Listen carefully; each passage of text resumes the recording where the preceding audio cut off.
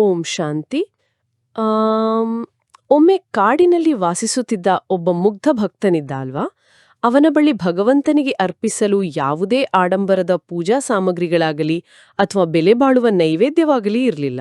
ಹೌದು, ಕೇವಲ ಕೆಲವು ಕಾಡು ಹಣ್ಣುಗಳು ಮಾತ್ರ ಇತ್ತು. ಖಂಡಿತ, ಅವನಲ್ಲಿದ್ದದ್ದು ಕೇವಲ ಕೆಲವು ಕಾಡು ಹಣ್ಣುಗಳು. ಆದರೆ ಅವನ ಹೃದಯದಲ್ಲಿ ಭಗವಂತನ ಮೇಲೆ ಅಪಾರವಾದ ನಿಷ್ಕಲ್ಮಶವಾದ ಪ್ರೀತಿ ಇತ್ತು. ಆ ಊರಿನ ಶ್ರೀಮಂತರು ಚಿನ್ನದ ತಟ್ಟೆಗಳಲ್ಲಿ ಭಕ್ಷ್ಯ ಭೋಜ್ಯಗಳನ್ನು ಅರ್ಪಿಸಿ ಭಗವಂತನನ್ನು ಕರೆಯುತ್ತಿದ್ದರು. ಆದರೆ ಭಗವಂತ ಪ್ರತ್ಯಕ್ಷನಾಗಿದ್ದೆಲ್ಲಿ? ಆ ಮುಗ್ಧ ಭಕ್ತನ ಗುಡಿಸಲಿನಲ್ಲಿ. ನಿಜ, ಆ ಕಾಡು ಹಣ್ಣುಗಳನ್ನು ಭಗವಂತ ಅತ್ಯಂತ ಪ್ರೀತಿಯಿಂದ ಸ್ವೀಕರಿಸಿದ. ಅಂದ್ರೆ ಈ ಸುಂದರವಾದ ಕಥೆ ನಮಗೆ ಒಂದು ಅದ್ಭುತವಾದ ಪಾಠವನ್ನು ಕಲಿಸುತ್ತದೆ. ಭೋಲಾನಾಥನಾದ ಭಗವಂತನಿಗೆ ನಮ್ಮ ಆಡಂಬರ ಬೇಕಿಲ್ಲ, ಕೇವಲ ನಮ್ಮ ಮುಗ್ಧ ಪ್ರೀತಿ ಮತ್ತು ಲಗನ್ ಅಂದ್ರೆ ಸಂಪೂರ್ಣ ಏಕಾಗ್ರತೆ ಮಾತ್ರ ಬೇಕು. ಆ ಪ್ರೀತಿಯ ನಮ್ಮ ಜೀವನದ ಎಂತಹ ದೊಡ್ಡ ವಿಘ್ನಗಳನ್ನು ಸುಟ್ಟು ಭಸ್ಮ ಮಾಡುತ್ತದೆ. ಖಂಡಿತ. ಇಂದಿನ ಮುರಳಿ ಚಿಂತನೆಗೆ ನಿಮ್ಗೆ ಸ್ವಾಗತ. 2304-2026 ಪ್ರಾತಃ ಮುರಳಿ ಬಾಬ್ದಾದ ಮಧುಬನ್. ಇಂದಿನ ಮುರಳಿಯ ತಲೆಬರಹ ಹೀಗಿದೆ: ಮಧುರ ಮಕ್ಕಳೇ, ಭೋಲಾನಾಥ್ ಅತಿ ಪ್ರಿಯ ತಂದೆಯು ನಿಮ್ಮ ಸನ್ಮುಖದಲ್ಲಿ ಕುಳಿತಿದ್ದಾರೆ. ನೀವು ಪ್ರೀತಿಯಿಂದ ನೆನಪು ಮಾಡಿ, ಆಗ ಅವರ ಜತೆ ಲಗನ್ ಹೆಚ್ಚುತ್ತಾ ಹೋಗುವುದು, ವಿಘ್ನಗಳು ಸಮಾಪ್ತಿಯಾಗುವುದು. ನೋಡಿ, ಈ ತಲೆಬರಹ ನಮ್ಮ ದೈನಂದಿನ ಜೀವನಕ್ಕೆ ಎಷ್ಟು ಹತ್ತಿರವಾಗಿದೆ. ಸಾಮಾನ್ಯವಾಗಿ ನಾವು ಭಗವಂತನನ್ನ ಎಲ್ಲಿಯೋ ದೂರದ ಆಕಾಶದಲ್ಲಿರುವ ನಮಗೆ ಎಟುಕದ ಒಂದು ಶಕ್ತಿ ಅಂತ ಭಾವಿಸ್ತೇವಲ್ವಾ? ಹೌದು, ಮೇಲಿರುವ ಶಕ್ತಿ ಅಂತ. ಆದರೆ ಭಗವಂತನು ಕೇವಲ ಶಕ್ತಿಯಲ್ಲ, ನಮ್ಮ ಸನ್ಮುಖದಲ್ಲಿ ಕುಳಿತಿರುವ ತಂದೆ. ಈ ಭಾವನೆ ನಮ್ಮಲ್ಲಿ ಎಂತಹ ಅಪಾರ ವಿಶ್ವಾಸವನ್ನು ತುಂಬುತ್ತದೆ. ಕಷ್ಟದ ಸಮಯದಲ್ಲಿ ನನ್ನ ತಂದೆ ನನ್ನೊಂದಿಗಿದ್ದಾರೆ ಎಂಬ ಒಂದೇ ಒಂದು ಅರಿವು ವಿಘ್ನಗಳನ್ನು ಮಾಯ ಮಾಡುತ್ತದೆ ಅಲ್ವಾ? ಖಂಡಿತ. ಆಂತರಿಕ ಧೈರ್ಯವನ್ನು ಜಾಗೃತಗೊಳಿಸಿ ವಿಘ್ನಗಳನ್ನು ಮಾಯ ಮಾಡುತ್ತದೆ ಅಂತ ಶಿಕ್ಷಕರಾಗಿ ನಾನು ಹೇಳಬಲ್ಲೆ. ಓ, ಆ ಸಾಮೀಪ್ಯದ ಅನುಭವವೇ ಅದ್ಭುತ. ಈಗ ಇಂದಿನ ಪ್ರಶ್ನೋತ್ತರ ವಿಭಾಗ ನೋಡೋಣ. ಪ್ರಶ್ನೆ ಹೀಗಿದೆ: ಬ್ರಾಹ್ಮಣ ಮಕ್ಕಳಿಗೆ ಯಾವ ಮಾತು ಸದಾ ನೆನಪಿದ್ದಾಗ ಎಂದಿಗೂ ವಿಕರ್ಮವಾಗುವುದಿಲ್ಲ? ಬಹಳ ಪ್ರಮುಖವಾದ ಪ್ರಶ್ನೆ ಇದು. ಹೌದು. ಉತ್ತರದಲ್ಲಿ ಹೀಗೆ ಇಡಲಾಗಿದೆ: ಯಾವ ಕರ್ಮವನ್ನು ನಾವು ಮಾಡುತ್ತೇವೆಯೋ ನಮ್ಮನ್ನು ನೋಡಿ ಅನ್ಯರೂ ಮಾಡುವರು. ಇದು ನೆನಪಿದ್ದಾಗ ವಿಕರ್ಮವಾಗುವುದಿಲ್ಲ. ಒಂದು ವೇಳೆ ಯಾರಾದರೂ ಬಚ್ಚಿಟ್ಟುಕೊಂಡು ಪಾಪಕರ್ಮ ಮಾಡಿದರೆ ಅವರು ಧರ್ಮರಾಜನಿಂದ ಮುಚ್ಚಿಡಲು ಸಾಧ್ಯವಿಲ್ಲ. ಕೂಡಲೇ ಅದಕ್ಕೆ ಶಿಕ್ಷೆ ಸಿಗುವುದು. ಮುಂದೆ ಹೋದಂತೆ ನಿಯಮಗಳು ಇನ್ನೂ ಕಠಿಣವಾಗಿ ಬರುವುದು. ಈ ಇಂದ್ರಸಭೆಯಲ್ಲಿ ಪತಿತರು ಯಾರೂ ಮುಚ್ಚಿಟ್ಟುಕೊಂಡು ಕುಳಿತುಕೊಳ್ಳಲು ಸಾಧ್ಯವಿಲ್ಲ. ಇದರ ಪ್ರಾಕ್ಟಿಕಲ್ ಅರ್ಥ ಏನು ಗೊತ್ತಾ? ನಾವು ಸಮಾಜದಲ್ಲಿ ಒಂದು ಸ್ಟೇಜ್ ಮೇಲೆ ನಿಲ್ತಿರುವ ಪಾತ್ರಧಾರಿಗಳಿದ್ದಂತೆ. ಮನೆಯಲ್ಲಿ ಪೋಷಕರು ಮಾಡುವ ಪ್ರತಿಯೊಂದು ಸಣ್ಣ ಕೆಲಸವನ್ನು ಮಕ್ಕಳು ಗಮನಿಸುತ್ತಿರ್ತಾರೆ. ಹೌದು, ಕಚೇರಿಯಲ್ಲಿ ಕೂಡ ಅಷ್ಟೇ ಅಲ್ವಾ? ಖಂಡಿತ. ಕಚೇರಿಯಲ್ಲಿ ಹಿರಿಯ ಅಧಿಕಾರಿಗಳು ಹೇಗೆ ವರ್ತಿಸುತ್ತಾರೋ ಕಿರಿಯರು ಅದನ್ನೇ ಅನುಸರಿಸುತ್ತಾರೆ. ಇದು ಕರ್ಮದ ಸರಪಳಿ. ನಾವು ಯಾರಿಗೂ ಗೊತ್ತಾಗದಂತೆ ಗುಪ್ತವಾಗಿ ತಪ್ಪು ಮಾಡಬಹುದು ಅಂತ ಅಂದುಕೊಳ್ಳುತ್ತೇವೆ. ಅದೇ ಧರ್ಮರಾಜನ ಕಣ್ಣಿನಿಂದ ತಪ್ಪಿಸಿಕೊಳ್ಳಲು ಸಾಧ್ಯವಿಲ್ಲ ಅನ್ನೋ ಎಚ್ಚರಿಕೆಯಿಲ್ಲಿದೆ. ಎಂಥ ಎಚ್ಚರಿಕೆಯ ಮಾತು! ಇಂದಿನ ಗೀತೆಯ ಸಾಲು ಕೂಡ ಬಹಳ ಮಧುರವಾಗಿದೆ. ಭೋಲಾನಾಥನಿಗಿಂತ ಭಿನ್ನ ಯಾರೂ ಇಲ್ಲ. ಹೌದು, ಆ ಶಿವಬಾಬಾರವರ ಮುಗ್ಧತೆ ಎಂತಹುದು ಅಂದ್ರೆ, ಯಾರೂ ಅತ್ಯಲ್ಪ ಪುರುಷಾರ್ಥಕ್ಕೂ ಕೇವಲ ಒಂದು ಸತ್ಯವಾದ ಹೆಜ್ಜೆಗೂ ಅತ್ಯುನ್ನತ ಪ್ರಾಪ್ತಿಯನ್ನು ನೀಡ್ತಾರೋ ಅವರಿಗಿಂತ ಭಿನ್ನವಾದ ಏಕೈಕ ಭೋಲಾನಾಥ ಮತ್ತಾರೂ ಇಲ್ಲ. ನಿಜ. ಈಗ ನಾವು ಇಂದಿನ ಮುರಳಿಯ ವಿಸ್ತಾರವನ್ನು ನೋಡೋಣ. ಆರಂಭದಲ್ಲಿ ಮುರಳಿ ಹೀಗೆ ಹೇಳುತ್ತದೆ: ಓಂ ಶಾಂತಿ. ಮಧುರಾತಿ ಮಧುರ ಆತ್ಮಿಕ ಮಕ್ಕಳಿಗೆ ತಿಳಿದಿದೆ, ಈಗ ಆತ್ಮಿಕ ತಂದೆಯೂ ನಮಗೆ ಈ ಸೃಷ್ಟಿಯ ಆದಿ ಮಧ್ಯ ಅಂತ್ಯದ ಜ್ಞಾನವನ್ನು ತಿಳಿಸುತ್ತಿದ್ದಾರೆ. ಅವರ ಹೆಸರೇ ಆಗಿದೆ ಭೋಲಾನಾಥ. ನೋಡಿ, ಇಲ್ಲಿ ಬಾಬಾ ಹೇಳುತ್ತಾರೆ, ಲೌಕಿಕ ತಂದೆಯ ಮುಗ್ಧತೆಗೂ ಪಾರಲೌಕಿಕ ತಂದೆಯ ಮುಗ್ಧತೆಗೂ ಇರುವ ವ್ಯತ್ಯಾಸವನ್ನು ನಾವು ಅರ್ಥ ಮಾಡಿಕೊಳ್ಬೇಕು. ಮುರಳಿ ಮುಂದುವರೆಯುತ್ತದೆ: ತಂದೆಯೂ ಬಹಳ ಮುಗ್ಧರಾಗಿರುತ್ತಾರೆ. ಎಷ್ಟು ಕಷ್ಟವನ್ನು ಸಹನೆ ಮಾಡಿಯಾದ್ರೂ ಮಕ್ಕಳಿಗೆ ಓದಿಸುತ್ತಾರೆ, ಪಾಲನೆ ಮಾಡುತ್ತಾರೆ. ಮತ್ತೆ ಅವರು ದೊಡ್ಡವರಾದಾಗ ಎಲ್ಲವನ್ನೂ ಅವರಿಗೆ ಕೊಟ್ಟು ತಾನು ವಾನಪ್ರಸ್ಥವನ್ನು ಸ್ವೀಕರಿಸ್ತಾರೆ. ಅಂದ್ರೆ ಬಾಬಾ ಹೇಳ್ತಾರೆ, ಹೇಗೆ ಲೌಕಿಕ ತಂದೆ ತನ್ನ ಇಡೀ ಜೀವನವನ್ನು ಸವಿಸಿ ಮಕ್ಕಳಿಗೆ ಆಸ್ತಿ ಮಾಡುತ್ತಾನೋ ಅದೇ ರೀತಿ ಪರಮಾತ್ಮನು ಈ ಸೃಷ್ಟಿಯ ಆದಿಮಧ್ಯ ಅಂತ್ಯದ ಜ್ಞಾನವನ್ನು ನಮಗೆ ಓದಿಸ್ತಾನೆ. ಹೌದು, ಮುಂದೆ ಹೀಗಿದೆ: ನಾನು ನನ್ನ ಕರ್ತವ್ಯವನ್ನು ಪೂರ್ಣ ಮಾಡಿದೆನು, ಇನ್ನು ಮಕ್ಕಳಿಗೆ ಗೊತ್ತು ಎಂದು ತಿಳಿದುಕೊಳ್ಳುತ್ತಾರೆ. ಅಂದ ಮೇಲೆ ತಂದೆಯೂ ಮುಗ್ಧನಾದ್ರಲ್ವೇ? ಇದನ್ನೂ ಸಹ ತಂದೆಯೂ ನಿಮಗೆ ತಿಳಿಸುತ್ತಾರೆ, ಏಕೆಂದ್ರವರು ಭೋಲಾನಾಥನಾಗಿದ್ದಾರೆ. ಹೇಗೆ ಲೌಕಿಕ ತಂದೆಗೂ ಸಹ ಹೇಳುತ್ತಾರೆ, ಅವರು ಎಷ್ಟು ಮುಗ್ಧರಾಗಿರುತ್ತಾರೆ. ಅವರಂತೂ ಹದ್ದಿನ ಭೋಲ ಆದರೆ ಇವರು ಬೇಹದ್ದಿನ ಭೋಲಾನಾಥನಾಗಿದ್ದಾರೆ. ಖಂಡಿತ.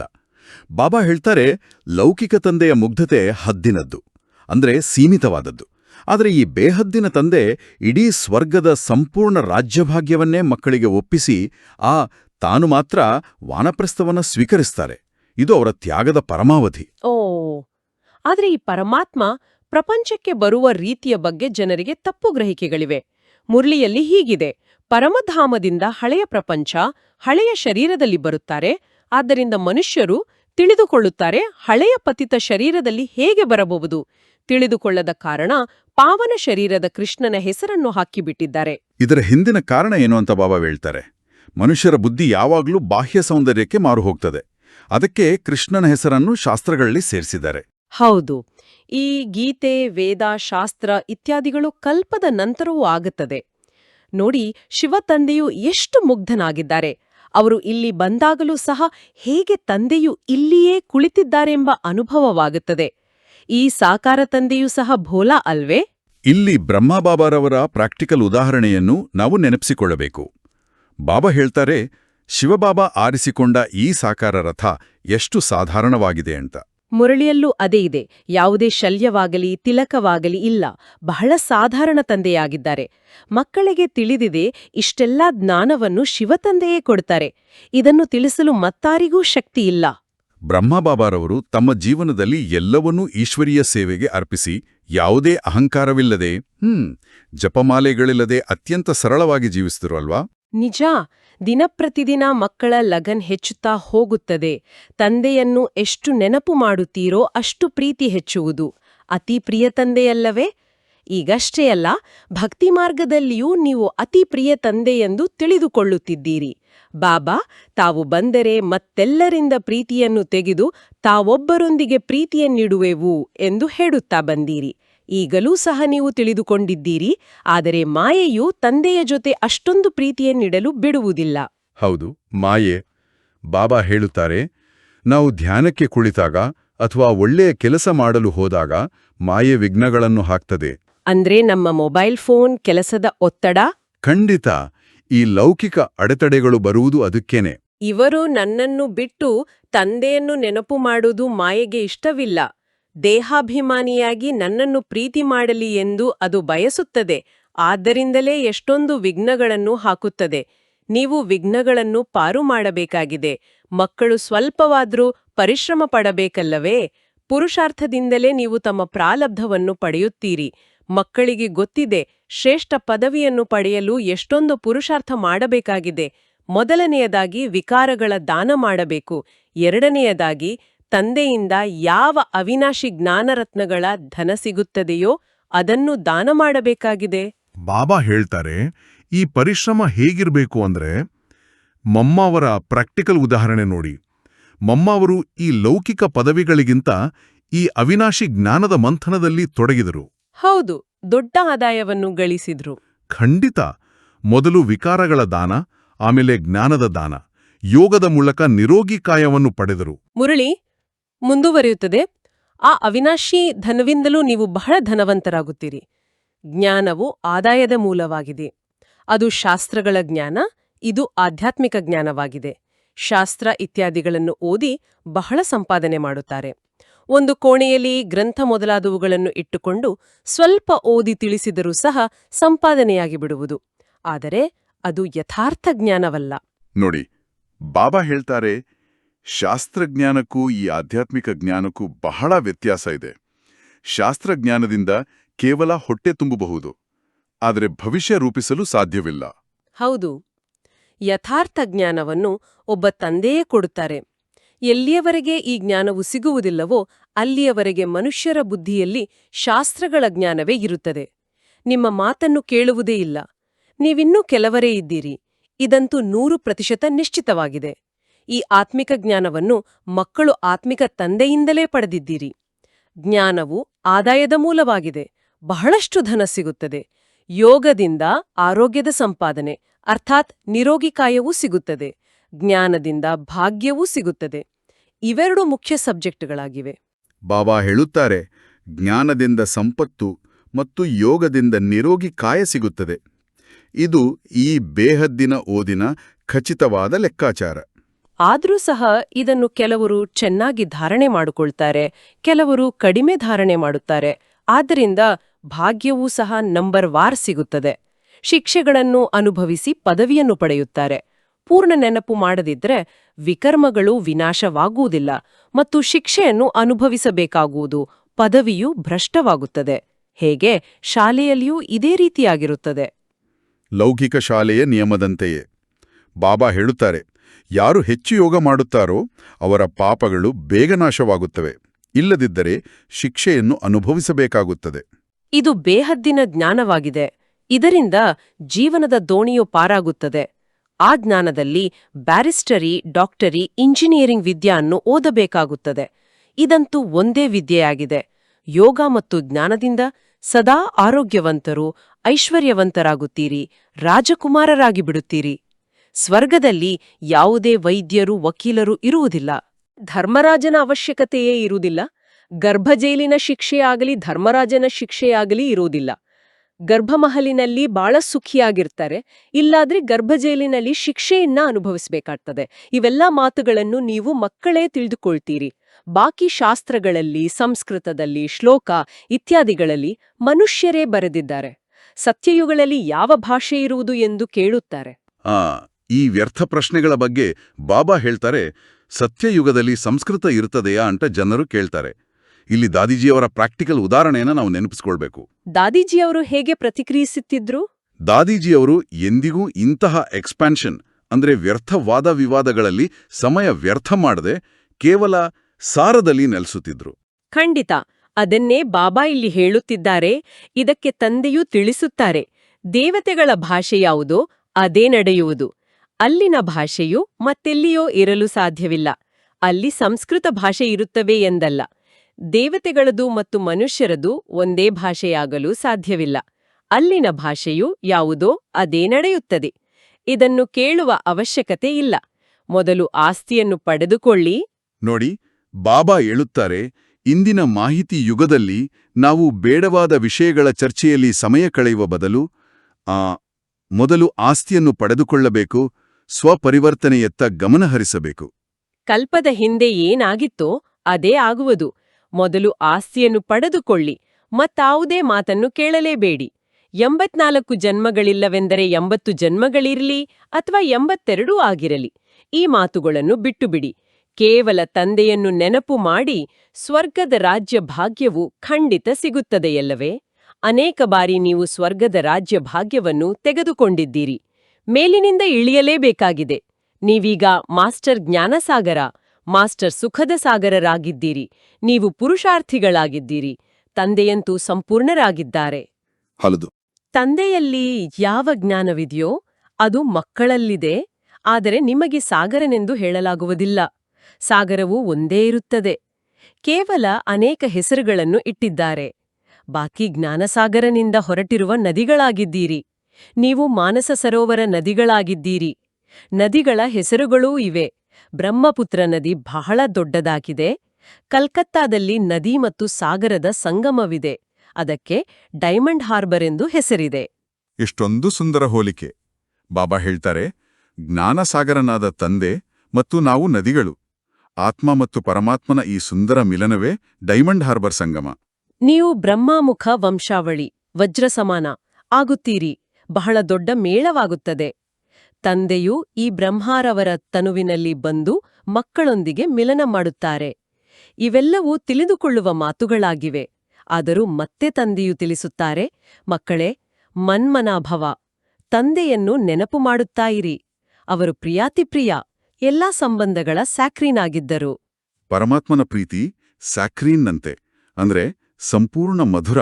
ಹೌದು, ಆದರೆ ಲೌಕಿಕ ಸಂಬಂಧಗಳ ಬಗ್ಗೆ ಹೀಗಿದೆ. ಆ ಸಂಬಂಧಿಗಳೆಲ್ಲರೂ ವಿಕಾರಿಯಾಗಿದ್ದಾರೆ. ಅವರಿಂದ ದುಃಖವೇ ಸಿಗ್ತದೆ. ತಂದೆಯು ನಿಮ್ಗೆ ಎಲ್ಲದರ ಪ್ರತಿಫಲವನ್ನು ಕೊಡುತ್ತಾರೆ. ಎಲ್ಲಾ ಸಂಬಂಧಗಳ ಪ್ರೀತಿಯನ್ನು ಕೊಡುತ್ತಾರೆ. ಎಷ್ಟೊಂದು ಸುಖ ಕೊಡುತ್ತಾರೆ. ಇಷ್ಟು ಸುಖವನ್ನು ಮತ್ತಾರಿಗೂ ಕೊಡಲು ಸಾಧ್ಯವಿಲ್ಲ. ಯಾರಾದ್ರೂ ಕೊಟ್ರೂ ಸಹ ಅಲ್ಪಕಾಲಕ್ಕಾಗಿ. ಇದಕ್ಕೆ ಸನ್ಯಾಸಿಗಳು ಕಾಗವಿಷ್ಟ ಸಮಾನ ಸುಖವೆಂದು ಹೇಳುತ್ತಾರೆ. ಇದು ಕೇಳಲು ಕಠಿಣ ಎನಿಸಿದರೂ ಬಾಬಾ ಹೇಳ್ತಾರೆ, ಲೌಕಿಕ ಸಂಬಂಧಗಳಲ್ಲಿ ಸಿಗುವ ಅಲ್ಪಕಾಲಿಕ ಸುಖ ಮುಂದೆ ದುಃಖ ತರ್ತದೆ. ಹಾಗಾಗಿ ಅದು ಕಾಗೆಯ ವಿಷ್ಠೆಗೆ ಸಮಾನ ಅಂತ ಪ್ರಾಕ್ಟಿಕಲ್ ಆಗಿ ವಿವರಿಸಿದ್ದಾರೆ. ದುಃಖಧಾಮದಲ್ಲಂತೂ ಅವಶ್ಯವಾಗಿ ದುಃಖವೇ ಇರುವುದು. ನೀವು ಮಕ್ಕಳು ತಿಳಿದುಕೊಂಡಿದ್ದೀರಿ, ನಾವು ಅನೇಕ ಬಾರಿ ಪಾತ್ರವನ್ನು ಅಭಿನಯಿಸಿದ್ದೇವೆ. ಆದರೆ ನಾವು ಶ್ರೇಷ್ಠ ಪದವಿಯನ್ನು ಹೇಗೆ ಪಡೆಯಬೇಕೆಂಬ ಚಿಂತೆ ಇರಬೇಕು. ನಾವು ಅಲ್ಲಿ ಅನುತ್ತೀರ್ಣರಾಗಬಾರದು. ಅದಕ್ಕಾಗಿ ಬಹಳ ಪುರುಷಾರ್ಥ ಮಾಡಬೇಕಾಗಿದೆ. ಒಳ್ಳೆಯ ಅಂಕಗಳಿಂದ ತೇರ್ಗಡೆಯಾದರೆ ಶ್ರೇಷ್ಠ ಪದವಿಯನ್ನು ಪಡೆಯುವರು ಮತ್ತು ಅವರಿಗೆ ಖುಷಿಯೂ ಇರುವುದು. ಎಲ್ಲರೂ ಒಂದೇ ಸಮಾನರಾಗಲು ಸಾಧ್ಯವಿಲ್ಲ. ಎಷ್ಟು ಯೋಗವಿದೆಯೋ ಅಷ್ಟೇ ಆಗುವರು. ನಮ್ಮ ಶ್ರಮಕ್ಕೆ ತಕ್ಕ ಪ್ರತಿಫಲ ಖಂಡಿತ ಸಿಗುತ್ತದೆ. ಅನೇಕರು ಇಂತಹ ಗೋಪಿಕೆಯರಿದ್ದಾರೆ, ಎಂದೂ ಮಿಲನ ಮಾಡಿಯೂ ಇಲ್ಲ. ತಂದೆಯೊಂದಿಗೆ ಮಿಲನ ಮಾಡಲು ಚಡಪಡಿಸುತ್ತಾರೆ. ಸಾಧು ಸನ್ಯಾಸಿಗಳ ಬಳಿ ಚಡಪಡಿಸುವ ಮಾತು ಇರೋದಿಲ್ಲ. ಇಲ್ಲಂತೂ ಶಿವತಂದೆಯೊಂದಿಗೆ ಮಿಲನ ಮಾಡುವುದಕ್ಕಾಗಿ ಬರುತ್ತೀರಿ. ಆಶ್ಚರ್ಯದ ಮಾತಲ್ಲವೇ? ಬಾಬಾ, ನಾವು ನಿಮ್ಮ ಮಕ್ಕಳಾಗಿದ್ದೇವೆ ಎಂದು ಮನೆಯಲ್ಲೇ ಕುಳಿತು ನೆನಪು ಮಾಡುತ್ತಾರೆ. ಆತ್ಮಕ್ಕೆ ಸ್ಮೃತಿ ಬರುತ್ತದೆ. ಮಕ್ಕಳು ತಿಳಿದುಕೊಂಡಿದ್ದೀರಿ, ನಾವು ಶಿವತಂದೆಯಿಂದ ಕಲ್ಪಕಲ್ಪವೂ ಆಸ್ತಿಯನ್ನು ತೆಗೆದುಕೊಳ್ಳುತ್ತೇವೆ. ಆ ತಂದೆಯೇ ಕಲ್ಪದ ನಂತರ ಪುನಃ ಬಂದಿದ್ದಾರೆ. ಅವರನ್ನು ನೋಡದೇ ಇರಲು ಸಾಧ್ಯವಿಲ್ಲ. ಆ ಚಡಪಡಿಕೆ ನಿಜವಾದ ಪ್ರೀತಿಯಿಂದ ಬರುತ್ತದೆ. ಬಾಬಾ ಹೇಳುತ್ತಾರೆ, ಆತ್ಮಕ್ಕೆ ಆಂತರಿಕವಾಗಿ ತಂದೆಯ ಸ್ಮೃತಿ ಬರುತ್ತದೆ. ತಂದೆಯು ಬಂದಿದ್ದಾರೆಂದು ಆತ್ಮಕ್ಕೆ ತಿಳಿದಿದೆ. ಶಿವಜಯಂತಿಯನ್ನು ಆಚರಿಸುತ್ತಾರೆ, ಆದರೆ ಏನನ್ನೂ ತಿಳಿದುಕೊಂಡಿಲ್ಲ. ಶಿವತಂದೆಯು ಬಂದು ಓದಿಸುತ್ತಾರೆ, ಇದನ್ನೂ ತಿಳಿದುಕೊಳ್ಳುವುದಿಲ್ಲ. ಕೇವಲ ನಾಮ ಮಾತ್ರಕ್ಕೆ ಆಚರಿಸುತ್ತಾರೆ. ರಜಾದಿನವನ್ನು ಘೋಷಿಸುವುದಿಲ್ಲ. ಯಾರು ಆಸ್ತಿಯನ್ನು ಕೊಟ್ಟರೋ ಅವರಿಗೆ ಮಹತ್ವವನ್ನೇ ನೀಡುವುದಿಲ್ಲ. ಮತ್ತು ಯಾರಿಗೆ ಆಸ್ತಿಯನ್ನು ಕೊಟ್ಟರೋ, ಅಂದ್ರೆ ಕೃಷ್ಣನಿಗೆ, ಅವರ ಹೆಸರನ್ನು ಪ್ರಖ್ಯಾತ ಮಾಡಿಬಿಟ್ಟಿದ್ದಾರೆ. ವಿಶೇಷವಾಗಿ ತಂದೆಯು ಬಂದು ಭಾರತವನ್ನು ಸ್ವರ್ಗವನ್ನಾಗಿ ಮಾಡಿದ್ದಾರೆ. ಉಳಿದೆಲ್ಲರಿಗೆ ಮುಕ್ತಿ ನೀಡುತ್ತಾರೆ. ಎಲ್ಲರೂ ಇದನ್ನು ಬಯಸುವರು. ಬಾಬಾ ಹೇಳ್ತಾರೆ, ಕೃಷ್ಣನು ಜ್ಞಾನ ನೀಡಲು ಸಾಧ್ಯವಿಲ್ಲ. ನೀವು ತಿಳಿದುಕೊಂಡಿದ್ದೀರಿ, ಮುಕ್ತಿಯ ನಂತರ ಜೀವನ್ಮುಕ್ತಿ ಸಿಗುವುದು. ತಂದೆಯು ಬಂದು ಮಾಯೆಯ ಬಂಧನದಿಂದ ಮುಕ್ತಗೊಳಿಸುತ್ತಾರೆ. ತಂದೆಗೆ ಸರ್ವರ ಸದ್ಗತಿದಾತನೆಂದು ಹೇಳಲಾಗುತ್ತದೆ. ಜೀವನ್ಮುಕ್ತಿಯಂತೂ ನಂಬರ್ವಾರು ಪುರುಷಾರ್ಥದ ಅನುಸಾರ ಎಲ್ಲರಿಗೂ ಸಿಗುತ್ತದೆ. ತಂದೆಯು ತಿಳಿಸುತ್ತಾರೆ, ಈಗ ಪತಿತ ಪ್ರಪಂಚ ದುಃಖಧಾಮವಾಗಿದೆ. ಸತ್ಯಯುಗದಲ್ಲಿ ನಿಮಗೆ ಎಷ್ಟೊಂದು ಸುಖ ಸಿಗುತ್ತದೆ. ಅದಕ್ಕೆ ಬಹಿಷ್ತೆಂದು ಹೇಳುತ್ತಾರೆ. ಅಂದ್ರೆ ಬೇರೆ ಬೇರೆ ಧರ್ಮದವರು ಬೇರೆ ಹೆಸರುಗಳಿಂದ ಕರೀತಾರಾ? ಹೌದು. ಅಲ್ಲಾನೋ ಬಹಿಷ್ಟ್ನು ಏತಕ್ಕಾಗಿ ರಚಿಸಿದರು? ಕೇವಲ ಮುಸಲ್ಮಾನರಿಗಾಗಿ ರಚಿಸಿದರೆ? ತಮ್ಮ ತಮ್ಮ ಭಾಷೆಗಳಲ್ಲಿ ಕೆಲವರು ಸ್ವರ್ಗವೆಂದು, ಕೆಲವರು ಬಹಿಷ್ಟೆಂದು ಹೇಳುತ್ತಾರೆ. ಸ್ವರ್ಗದಲ್ಲಿ ಕೇವಲ ಭಾರತವೇ ಇರ್ತದೆ. ಇವೆಲ್ಲ ಮಾತುಗಳು ನೀವು ಮಕ್ಕಳ ಬುದ್ಧಿಯಲ್ಲಿ ನಂಬರ್ವಾರ್ ಪುರುಷಾರ್ಥದ ಅನುಸಾರ ಕುಳಿತುಕೊಂಡಿದೆ. ನಾನು ಅಲ್ಲಾನ ಉದ್ಯಾನವನದಲ್ಲಿ ಹೋಗಿದ್ದೇನೆಂದು ಒಬ್ಬರು ಮುಸಲ್ಮಾನರು ಹೇಳುತ್ತಿದ್ದರು. ಇವೆಲ್ಲವೂ ಸಾಕ್ಷಾತ್ಕಾರವಾಗುತ್ತದೆ. ಡ್ರಾಮಾದಲ್ಲಿ ಮೊದಲಿನಿಂದಲೇ ಇದೆಲ್ಲವೂ ನಿಗದಿಯಾಗಿದೆ. ಬಾಬಾ ಹೇಳುತ್ತಾರೆ, ಈ ಡ್ರಾಮಾದ ಬಗ್ಗೆ ನಮಗೆ ಸಂಪೂರ್ಣ ನಿಶ್ಚಯ ಇರಬೇಕು. ಪ್ರತಿಯೊಂದು ಸೆಕೆಂಡ್ ನಿಗದಿಯಾಗಿದೆ. ಡ್ರಾಮಾದಲ್ಲಿ ಏನೆಲ್ಲವೂ ಆಗುದೋ ಕ್ಷಣವು ಕಳೆಯಿತೆಂದ್ರೆ ಇದು ಮೊದಲೂ ಆಗಿತ್ತು ಎಂದು ಹೇಳುತ್ತಾರೆ. ನಾಳೆ ಏನಾಗುದು? ಇದು ಯಾರಿಗೂ ಗೊತ್ತಿಲ್ಲ. ಆದ್ದರಿಂದ ಡ್ರಾಮಾದ ಮೇಲೆ ನಿಶ್ಚಯವಿರಬೇಕು. ಇದರಲ್ಲಿ ಯಾವುದೇ ಚಿಂತೆ ಇರುವುದಿಲ್ಲ. ನಮಗಂತೂ ತಂದೆಯು ಆಜ್ಞೆ ಮಾಡಿದ್ದಾರೆ, ನನ್ನೊಬ್ಬನನ್ನೇ ನೆನಪು ಮಾಡಿ, ತಮ್ಮ ಆಸ್ತಿಯನ್ನು ನೆನಪು ಮಾಡಿ. ಎಲ್ಲರೂ ಸಮಾಪ್ತಿಯಾಗಲೇಬೇಕಾಗಿದೆ. ಯಾರು ಯಾರಿಗಾಗಿಯೂ ಉಳಿಯುವುದಿಲ್ಲ. ಮೃತ್ಯು ಬಂದಿತೆಂದ್ರೆ ಹೊರಟು ಹೋಗುವರು. ಅಳುವುದಕ್ಕೂ ಬಿಡುವಿರುವುದಿಲ್ಲ. ಶಬ್ದವೇ ಹೊರಡುವುದಿಲ್ಲ. ಇತ್ತೀಚೆಗಂತೂ ಮನುಷ್ಯರು ಶವ ಸುಟ್ಟಿರುವ ಬೂದಿಯನ್ನು ಸಹ ತೆಗೆದುಕೊಂಡು ಎಷ್ಟೊಂದು ಪರಿಕ್ರಮಣ ಮಾಡುತ್ತಾರೆ. ಇದು ಬಹಳ ನೇರವಾದ ಮಾತು. ಬಾಬಾ ಹೇಳ್ತಾರೆ, ಶವದ ಬೂದಿಯನ್ನು ಹೊತ್ತೊಯ್ಯುವ ಈ ವ್ಯರ್ಥ ಕರ್ಮಕಾಂಡಗಳಿಂದ ಆತ್ಮಕ್ಕೆ ಯಾವುದೇ ಶಾಂತಿ ಸಿಗುವುದಿಲ್ಲ. ಯಾವುದೇ ಪೂರ್ವಗ್ರಹವಿಲ್ಲದೆ ನಾವು ಸತ್ಯವನ್ನು ಒಪ್ಪಿಕೊಳ್ಳಬೇಕು. ಈ ಭಾವನೆಯು ಕುಳಿತಿರ್ತದೆ. ಆದರೆ ಇದೆಲ್ಲವೂ ಸಮಯದ ವ್ಯರ್ಥವಾಗಿದೆ. ಇದರಲ್ಲೇನಿದೆ? ಮಣ್ಣು ಮಣ್ಣಿನಲ್ಲಿ ಸೇರಿ ಹೋಗುವುದು. ಇದರಿಂದ ಭಾರತವು ಪವಿತ್ರವಾಗಿ ಬಿಡುವುದೇ? ಪತಿತ ಪ್ರಪಂಚದಲ್ಲಿ ಯಾವುದೇ ಕರ್ಮ ಮಾಡಿದರೂ ಪತಿತ ಕರ್ಮವನ್ನೇ ಮಾಡುವರು. ದಾನ ಪುಣ್ಯ ಇತ್ಯಾದಿಗಳನ್ನು ಮಾಡುತ್ತಾ ಬಂದಿದ್ದಾರೆ ಅಂದ್ಮೇಲೆ ಇದರಿಂದ ಭಾರತವು ಪಾವನವಾಗಿದೆಯಾ? ಇನ್ನೂ ಏಣಿಯನ್ನು ಇಳಿಯಲೇಬೇಕಾಗಿದೆ. ಖಂಡಿತ ಕೆಳಮಟ್ಟಕ್ಕೆ ಇಳಿಯುತ್ತಲೇ ಇದ್ದಾರೆ. ಸತ್ಯಯುಗದಲ್ಲಿ ಸೂರ್ಯವಂಶೀಯರಾದರೂ ನಂತರ ಏಣಿಯನ್ನು ಇಳಿಯಬೇಕಾಗುವುದು. ನಿಧಾನವಾಗಿ ಇಳಿಯುತ್ತೀರಿ. ಎಷ್ಟಾದರೂ ಯಜ್ಞ ತಪ ಇತ್ಯಾದಿಗಳನ್ನು ಮಾಡಿದರೂ ಸಹ ಭಲೆ ಇನ್ನೊಂದು ಜನ್ಮದಲ್ಲಿ ಅಲ್ಪಕಾಲದ ಫಲ ಸಿಗುತ್ತದೆ. ಯಾರಾದರೂ ಕೆಟ್ಟ ಕರ್ಮ ಮಾಡಿದರೂ ಸಹ ಅದರ ಪ್ರತಿಫಲವೂ ಅವರಿಗೆ ಸಿಗುತ್ತದೆ. ಬಾಬಾ ಹೇಳುತ್ತಾರೆ, ಕ್ಷಣಿಕ ಪುಣ್ಯ ಸಿಗಬಹುದೇ ಹೊರತು ಆತ್ಮವು ಪಾವನವಾಗುವುದಿಲ್ಲ. ಬೇಹದ್ದಿನ ತಂದೆ ನಿಮ್ಗೊತ್ತಿದೆ, ಮಕ್ಕಳಿಗೆ ಓದಿಸಲು ಬಂದಿದ್ದೇನೆ ಎಂದು ಸಾಧಾರಣ ತನುವನ್ನು ತೆಗೆದುಕೊಂಡಿದ್ದಾರೆ. ಯಾವುದೇ ತಿಲಕ್ ಇತ್ಯಾದಿಗಳನ್ನು ಇಡುವ ಅವಶ್ಯಕತೆಯೂ ಇಲ್ಲ. ಭಕ್ತರಂತೂ ಬಹಳ ದೊಡ್ಡದಾಗಿ ತಿಲಕವನ್ನಿಟ್ಟುಕೊಳ್ಳುತ್ತಾರೆ. ಆದರೆ ಕೆಲವರು ಅದರಲ್ಲಿ ಬಹಳ ಮೋಸ ಮಾಡುತ್ತಾರೆ. ತಂದೆಯು ತಿಳಿಸುತ್ತಾರೆ, ನಾನು ಸಾಧಾರಣ ತನುವಿನಲ್ಲಿ ಬರುತ್ತೇನೆ, ಬಂದು ನೀವು ಮಕ್ಕಳಿಗೆ ಓದಿಸುತ್ತೇನೆ. ಇದು ವಾನಪ್ರಸ್ಥ ಸ್ಥಿತಿಯಾಯಿತು. ಕೃಷ್ಣನ ಹೆಸರನ್ನು ಏಕೆ ಹಾಕಿದಲು? ಇಲ್ಲಿ ಇದನ್ನು ನಿರ್ಣಯ ಮಾಡುವ ಬುದ್ಧಿಯೂ ಇಲ್ಲ. ಕೃಷ್ಣನು ಆ ಜ್ಞಾನವನ್ನು ನೀಡಲು ಸಾಧ್ಯವಿಲ್ಲ ಅಂತ ಬಾಬಾ ಸ್ಪಷ್ಟಪಡಿಸುತ್ತಿದ್ದಾರೆ. ಈಗ ತಂದೆಯು ಸರಿ ತಪ್ಪನ್ನು ನಿರ್ಣಯಿಸುವ ಬುದ್ಧಿಯನ್ನೂ ನೀಡಿದ್ದಾರೆ. ತಂದೆಯು ತಿಳಿಸುತ್ತಾರೆ, ನೀವು ಯಜ್ಞ, ತಪ, ದಾನ ಪುಣ್ಯಗಳನ್ನು ಮಾಡುತ್ತಾ ಶಾಸ್ತ್ರಗಳನ್ನು ಓದುತ್ತಾ ಬಂದಿದ್ದೀರಿ ಎಂದಾಗ ಆ ಶಾಸ್ತ್ರಗಳಲ್ಲಿ ಏನಾದರೂ ಇದೆಯೇ? ನಾನಂತೂ ನಿಮ್ಗೆ ರಾಜಯೋಗವನ್ನು ಕಲಿಸಿ ವಿಶ್ವದ ರಾಜಭಾಗ್ಯವನ್ನು ಕೊಟ್ಟೇನೆ ಅಥವಾ ಕೃಷ್ಣನು ಕೊಟ್ಟೆನೆ? ಪರಿಶೀಲನೆ ಮಾಡಿ. ಬಾಬಾ ತಾವೇ ತಿಳಿಸಿದ್ದೀರಿ ಎಂದು ಹೇಳುತ್ತೀರಿ. ಕೃಷ್ಣನಂತೂ ಚಿಕ್ಕ ರಾಜಕುಮಾರನಾಗಿದ್ದಾನೆ. ಕೃಷ್ಣನು ಹೇಗೆ ತಿಳಿಸುವನು? ಬಾಬಾ ತಮ್ಮದೇ ರಾಜಯೋಗದಿಂದ ನಾವೀ ರೀತಿಯಾಗುತ್ತೇವೆ. ತಂದೆಯು ತಿಳಿಸುತ್ತಾರೆ, ಮಕ್ಕಳೇ, ಶರೀರದ ಮೇಲೆ ಯಾವುದೇ ಭರವಸೆ ಇಲ್ಲ, ಆದ್ದರಿಂದ ಬಹಳ ಪುರುಷಾರ್ಥ ಮಾಡಬೇಕಾಗಿದೆ. ಶರೀರದ ಭರವಸೆ ಇಲ್ಲದಿರುವಾಗ ನಾವು ಪುರುಷಾರ್ಥ ಮಾಡಲೇಬೇಕು. ಬಾಬಾ ಇಂತಹವರು ಬಹಳ ಒಳ್ಳೆಯ ನಿಶ್ಚಯ ಬುದ್ಧಿಯವರೆಂದು ತಂದೆಗೆ ಸಮಾಚಾರವನ್ನು ತಿಳಿಸುತ್ತಾರೆ. ತಂದೆಯು ಹೇಳುತ್ತಾರೆ, ನಿಶ್ಚಯವು ಸ್ವಲ್ಪವೂ ಇಲ್ವೆವೆಂದು ನಾನು ಹೇಳುತ್ತೇನೆ. ಯಾರನ್ನು ಬಹಳ ಪ್ರೀತಿ ಮಾಡಿದೆವೋ ಅವರು ಇಂದು ಇಲ್ಲ. ತಂದೆಯಂತೂ ಎಲ್ಲರ ಜೊತೆ ಬಹಳ ಪ್ರೀತಿಯಿಂದ ನಡೆಯುತ್ತಾರೆ. ನಾನು ಎಂತಹ ಕರ್ಮ ಮಾಡುವೆನೋ ನನ್ನನ್ನು ನೋಡಿ ಅನ್ಯರು ಮಾಡುವರು. ನೋಡಿ, ಬಾಬಾ ಹೇಳುತ್ತಾರೆ, ಕರ್ಮದ ಸಿದ್ಧಾಂತ ಇಲ್ಲಿದೆ. ನಾವು ಮಾಡುವ ಕರ್ಮವನ್ನು ನೋಡಿ ಅನ್ಯರು ಮಾಡುತ್ತಾರೆ. ಕೆಲವರಂತೂ ವಿಕಾರದಲ್ಲಿ ಹೋಗಿ ಮತ್ತೆ ಬಂದು ಮುಚ್ಚಿಟ್ಟುಕೊಂಡು ಕುಳಿತುಕೊಳ್ಳುತ್ತಾರೆ. ತಂದೆಯು ಕೂಡಲೇ ಸಂದೇಶಿಗೆ ತಿಳಿಸಿಬಿಡುತ್ತಾರೆ. ಇಂತಹ ಕರ್ಮ ಮಾಡುವವರು ಬಹಳ ನಾಜುಕಾಗುತ್ತಾ ಹೋಗುತ್ತಾರೆ, ಮುಂದೆ ನಡೆಯಲು ಸಾಧ್ಯವಾಗುವುದಿಲ್ಲ. ಅಂತಿಮದ ನಾಜುಕು ಸಮಯದಲ್ಲಿ ಯಾರಾದರೂ ಸ್ವಲ್ಪವೇನಾದರೂ ಮಾಡಿದರೂ ಸಹ ಒಮ್ಮೆಲೇ ಅವರ ಮೇಲೆ ಕ್ರಮ ಕೈಗೊಳ್ಳಲಾಗುತ್ತದೆ. ಅಂದ್ರೆ ಕಚೇರಿಯಲ್ಲಿ ಅಥವಾ ಖಾಸಗಿ ಜೀವನದಲ್ಲಿ ನಾವು ಮಾಡುವ ಸಣ್ಣ ತಪ್ಪುಗಳು ಧರ್ಮರಾಜನ ಖಾತೆಯಲ್ಲಿ ದಾಖಲಾಗುತ್ತವೆ. ಮುಚ್ಚಿಟ್ಟು ಪಾಪ ಮಾಡಿದರೆ ಅಂತಿಮ ಸಮಯದಲ್ಲಿ ಕಠಿಣ ಶಿಕ್ಷೆ ಅಂತ ಬಾಬಾ ಎಚ್ಚರಿಕೆ ನೀಡುತ್ತಿದ್ದಾರೆ. ಮುಂದೆ ಹೋದಂತೆ ನೀವು ಬಹಳ ನೋಡುವಿರಿ ತಂದೆಯು ಏನೇನು ಮಾಡುತ್ತಾರೆಂದು. ತಂದೆಯೇ ಶಿಕ್ಷೆಯನ್ನು ಕೊಡುವುದಿಲ್ಲ, ಧರ್ಮರಾಜನ ಮೂಲಕ ಕೊಡಿಸುತ್ತಾರೆ. ಜ್ಞಾನದಲ್ಲಿ ಪ್ರೇರಣೆಯ ಮಾತಿಲ್ಲ. ಭಗವಂತನಿಗೆ, ಹೇ ಪತಿತ ಪಾವನ, ಬಂದು ನಮ್ಮನ್ನು ಪಾವನ ಮಾಡಿ ಎಂದು ಎಲ್ಲ ಮನುಷ್ಯರು ಕರೆಯುತ್ತಾರೆ. ಎಲ್ಲ ಆತ್ಮರು ಕರ್ಮೇಂದ್ರಿಯಗಳ ಮೂಲಕ ಕೂಗುತ್ತಾರೆ. ತಂದೆಯೇ ಜ್ಞಾನಸಾಗರನಾಗಿದ್ದಾರೆ. ಅವರ ಬಳಿ ಬಹಳ ವಿಭಿನ್ನ ಪ್ರಕಾರದ ಸಾಮಾನುಗಳಿವೆ. ಇಂತಹ ಸಾಮಾನು ಮತ್ತಾರಿಗೂ ಇಲ್ಲ. ಕೃಷ್ಣನ ಮಹಿಮೆಯು ಸಂಪೂರ್ಣ ಬೇರೆಯಾಗಿದೆ. ಹೌದು. ತಂದೆಯ ಶಿಕ್ಷಣದಿಂದ ಇವರು ಲಕ್ಷ್ಮೀನಾರಾಯಣ ಹೇಗಾದ್ರೂ ಮಾಡುವವರಂತೂ ತಂದೆಯೇ ಆಗಿದ್ದಾರೆ. ತಂದೆಯೂ ಬಂದು ಕರ್ಮ, ಅಕರ್ಮ, ವಿಕರ್ಮದ ಗತಿಯನ್ನು ತಿಳಿಸುತ್ತಾರೆ. ಈಗ ನಿಮ್ಮ 3ನೇ ನೇತ್ರವು ತೆರೆದಿದೆ. ನೀವು ತಿಳಿದುಕೊಂಡಿದ್ದೀರಿ, ಇದು 5000 ವರ್ಷದ ಮಾತಾಗಿದೆ. ಈಗ ಮನೆಗೆ ಹೋಗಬೇಕಾಗಿದೆ, ಪಾತ್ರವನ್ನು ಅಭಿನಯಿಸಬೇಕಾಗಿದೆ. ಇದು ಸ್ವದರ್ಶನ ಚಕ್ರವಲ್ಲವೇ? ನಿಮ್ಮ ಹೆಸರಾಗಿದೆ ಸ್ವದರ್ಶನ ಚಕ್ರಧಾರಿಗಳು.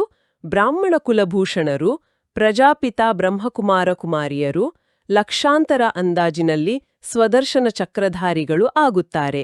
ನೀವು ಎಷ್ಟೊಂದು ಓದುತ್ತೀರಿ, ಒಳ್ಳೆಯದು. ಮಧುರಾತಿಮಧುರ ಅಗಲಿ ಹೋಗಿ ಮರಳಿ ಸಿಕ್ಕಿರುವ ಮಕ್ಕಳ ಪ್ರತಿ ಮಾತಾಪಿತಾ ಬಾಪ್ದಾದರವರ ನೆನಪು, ಪ್ರೀತಿ ಹಾಗೂ ಸುಪ್ರಭಾತ್. ಆತ್ಮಿಕ ಮಕ್ಕಳಿಗೆ ಆತ್ಮಿಕ ತಂದೆಯ ನಮಸ್ತೆ. ಈಗ ನಾವು ಈ ಜ್ಞಾನವನ್ನು ನಮ್ಮ ಜೀವನದಲ್ಲಿ ಹೇಗೆ ಅಳವಡಿಸಿಕೊಳ್ಳಬೇಕು, ಧಾರಣೆ ಮಾಡಬೇಕು ಎಂಬುದನ್ನು ನೋಡೋಣ. ಜ್ಞಾನವೆಂಬುದು ಕೇವಲ ಆಲಿಸುವುದಕ್ಕಲ್ಲ, ಅದನ್ನು ಜೀವನದಲ್ಲಿ ಇಳಿಸಿಕೊಳ್ಳುವುದಕ್ಕೆ. ಖಂಡಿತ. ಧಾರಣೆಗಾಗಿ ಮುಖ್ಯ ಸಾರ 1. ಈ ಸಮಯವು ಬಹಳ ನಾಜುಕಾಗಿದೆ, ಆದ್ದರಿಂದ ಯಾವುದೇ ಉಲ್ಟಾ ಕರ್ಮ ಮಾಡಬಾರದು. ಕರ್ಮ, ಅಕರ್ಮ, ವಿಕರ್ಮದ ಗತಿಯನ್ನು ಗಮನದಲ್ಲಿಟ್ಟುಕೊಂಡು ಸದಾ ಶ್ರೇಷ್ಠ ಕರ್ಮವನ್ನೇ ಮಾಡಬೇಕಾಗಿದೆ. ಇದಕ್ಕೆ ಸಂಬಂಧಿಸಿದಂತೆ ಬಾಬಾ ಹೇಳ್ತಾರೆ, ಈ ಸಮಯ ಬಹಳ ನಾಜೂಕಾಗಿದೆ. ನಾವು ಯಾವುದೇ ಉಲ್ಟಾ ಕರ್ಮ ಮಾಡಬಾರದು, ಬದಲಾಗಿ ಶ್ರೇಷ್ಠ ಕರ್ಮ ಮಾಡಿ ಎಲ್ಲರಿಗೂ ಮಾದರಿಯಾಗಬೇಕು. 2. ಯೋಗದಿಂದ ತಮ್ಮ ಕಾಯವನ್ನು ಸದಾಕಾಲಕ್ಕಾಗಿ ನಿರೋಗಿಯನ್ನಾಗಿ ಮಾಡಿಕೊಳ್ಳಬೇಕಾಗಿದೆ. ಒಬ್ಬ ಪ್ರಿಯಾತಿಪ್ರಿಯ ತಂದೆಯನ್ನೇ ನೆನಪು ಮಾಡಬೇಕಾಗಿದೆ. ತಂದೆಯಿಂದ ಯಾವ ಅವಿನಾಶಿ ಜ್ಞಾನಧನ ಸಿಗುತ್ತದೆಯೋ ಅದನ್ನು ದಾನ ಮಾಡಬೇಕಾಗಿದೆ. ಅಂದ್ರೆ ಬಾಬಾ ಹೇಳ್ತಾರೆ, ಯೋಗದಿಂದ ನಿರೋಗಿಕಾಯ ಜೊತೆಗೆ ಜ್ಞಾನದ ದಾನ, ನಾವು ಪಡೆದ ಜ್ಞಾನವನ್ನು ಪ್ರಾಕ್ಟಿಕಲ್ ಆಗಿ ಇತರಿಗೆ ಹಂಚಬೇಕು. ಇಂದಿನ ವರದಾನ ಸಹನಶೀಲತೆಯ ಗುಣದ ಮೂಲಕ ಕಠೋರ ಸಂಸ್ಕಾರವನ್ನು ಶೀತಲವನ್ನಾಗಿ ಮಾಡುವಂತಹ ಸಂತುಷ್ಟ ಮಣಿಭವ. ಯಾರಲ್ಲಿ ಸಹನಶೀಲತೆಯ ಗುಣವಿರುತ್ತದೆಯೋ ಅವರ ಚೆಹರೆಯಿಂದ ಸದಾ ಸಂತುಷ್ಟತೆಯು ಕಂಡುಬರುತ್ತದೆ. ಯಾರು ಸ್ವಯಂನಿಂದ ಸಂತುಷ್ಟ ಮೂರ್ತಿಯಾಗಿ ಇರುತ್ತಾರೆಯೋ ಅವರು ಅನ್ಯರನ್ನು ಸಂತುಷ್ಟಪಡಿಸುತ್ತಾರೆ. ಸಂತುಷ್ಟರಾಗುವುದು ಎಂದರೆ ಸಫಲತೆಯನ್ನು ಪಡೆಯುವುದಾಗಿದೆ. ಯಾರು ಸಹನಶೀಲರಾಗಿ ಇರುತ್ತಾರೆಯೋ ಅವರು ಕಠೋರ ಸಂಸ್ಕಾರ ಅಥವಾ ಕಠಿಣ ಕಾರ್ಯವನ್ನು ಶೀತಲ ಮತ್ತು ಸಹಜ ಮಾಡಿಬಿಡುತ್ತಾರೆ. ಅವರ ಚೆಹರೆಯೇ ಗುಣಮೂರ್ತಿಯಾಗಿ ಕಾಣಿಸುತ್ತದೆ. ಇಂತಹವರೇ ಡ್ರಾಮಾದ ಪಟ್ಟಿಯ ಮೇಲೆ ಸ್ಥಿರವಾಗಲು ಸಾಧ್ಯವಾಗುತ್ತದೆ.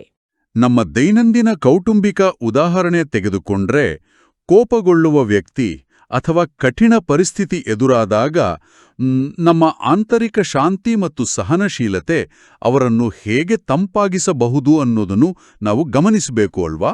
ಹೌದು, ನಾವೇ ಮೊದಲು ಶಾಂತರಾಗಿರಬೇಕು. ಇಂದಿನ ಸ್ಲೋಗನ್ ಯಾರು ವಾಣಿಯ ಮೂಲಕ ಬದಲಾಗುವುದಿಲ್ಲವೋ ಅವರನ್ನು ಶುಭ ಪ್ರಕಂಪನಗಳ ಮೂಲಕ ಪರಿವರ್ತಿಸಬಹುದು. ಮಾತುಗಳ ಮೂಲಕ ವಾದ ಮಾಡುವ ಬದಲು ನಮ್ಮ ಶುಭ ಭಾವನೆಯ ವೈಬ್ರೇಷನ್ ಹೇಗೆ ಕೆಲಸ ಮಾಡ್ತದೆ ಅಂತ ಬಾಬಾ ಇಲ್ಲಿ ತಿಳಿಸ್ತಿದ್ದಾರೆ.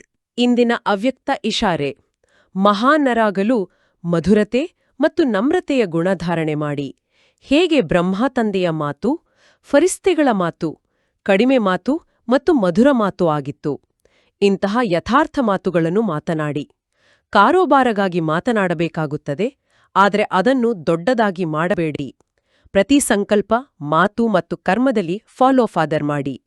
ಪ್ರತಿ ಮಾತಿನಲ್ಲಿ ಮಧುರತೆ, ನಮ್ರತೆಯ ಮಹಾನತೆಯಾಗಿದೆ. ಇದಕ್ಕಾಗಿ ಸ್ವಯಂನು ನಿಮಿತ್ತವೆಂದು ತಿಳಿದು ಪ್ರತಿ ಕಾರ್ಯ ಮಾಡಿ. ಆಗ ಮಹಾನತೆಯ ಜೊತೆ ನಮ್ರತೆಯು ಬರುವುದು ಮತ್ತು ಸಫಲತಾಮೂರ್ತರಾಗುವಿರಿ. ಬ್ರಹ್ಮ ತಂದೆಯನ್ನು ಫಾಲೋ ಮಾಡುವುದು ಬಹಳ ಮುಖ್ಯ. ಕಡಿಮೆ ಮಾತು, ಮಧುರ ಮಾತು, ಫರಿಸ್ತೆಗಳ ಮಾತು. ನಮ್ರತೆ ಮತ್ತು ಮಧುರತೆಯಿಂದ ಮಹಾನಾಗುವ ಪ್ರಾಕ್ಟಿಕಲ್ ಅಭ್ಯಾಸ ಇದು. ಈಗ ಕೇವಲ 1 ನಿಮಿಷ ಭೋಲಾನಾಥ ತಂದೆಯ ನೆನಪಿನಲ್ಲಿ ಯೋಗ ಮಾಡೋಣ. ಆಹಾ, ನಾನೊಂದು ಹೊಳೆಯುವ ಜ್ಯೋತಿಬಿಂದು ಆತ್ಮ, ನನ್ನೆದುರು ಬೇಹದ್ದುನ ಭೋಲಾನಾಥ ತಂದೆ ಇದ್ದಾರೆ. ಅವರಿಂದ ಹರಿಯುತ್ತಿರುವ ಪ್ರೀತಿಯ ಕಿರಣಗಳು ನನ್ನಲ್ಲಿರುವ ಎಲ್ಲಾ ವಿಘ್ನಗಳನ್ನು ಸುಟ್ಟು ಹಾಕುತ್ತಿವೆ. ಸಂಪೂರ್ಣ ಶಾಂತಿ ಅನುಭವವಾಗುತ್ತಿದೆ. ಓಂ ಶಾಂತಿ. ಇಂದಿನ ಸಾರಾಂಶ ಅಭ್ಯಾಸ. ಇಂದು ಇಡೀ ದಿನ ನಾವು ಮಾಡುವ ಪ್ರತಿಯೊಂದು ಕರ್ಮವೂ ಅನ್ಯರಿಗೆ ಮಾದರಿಯಾಗಿದೆ ಎಂಬ ಪ್ರಜ್ಞೆಯಲ್ಲಿರೋಣ. ಇದು ಇಂದಿನ ನಮ್ಮ ಹೋಂವರ್ಕ್. ಮಧುರ ಮಕ್ಕಳೇ, ಇಂದಿನಿಂದ ಭೋಲಾನಾಥ ತಂದೆಯ ನೆನಪಿನಲ್ಲಿದ್ದು ಪ್ರತಿ ಹೆಜ್ಜೆಯನ್ನು ಜವಾಬ್ದಾರಿಯಿಂದ ಇಡೋಣ. ಸದಾ ಖುಷಿಯಿಂದಿರೋಣ. ಲೈಕ್, ಶೇರ್, ಫಾರ್ವರ್ಡ್ ಮಾಡಿ. ನಾಳೆ ಮತ್ತೆ ಹೊಸ ಬಾಬಾರ ಮುರಳಿಯನ್ನು ಕೇಳೋಣ. ಓಂ ಶಾಂತಿ.